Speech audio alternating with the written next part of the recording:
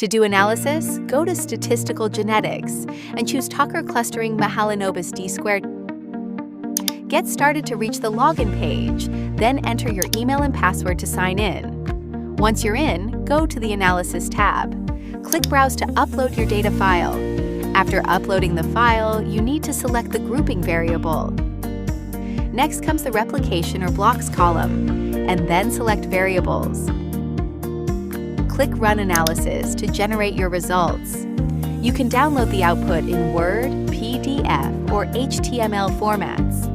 In the D-square tab, you will get the pairwise Mahalanobis distances between all groups, and also get average intra- and intercluster D-square values.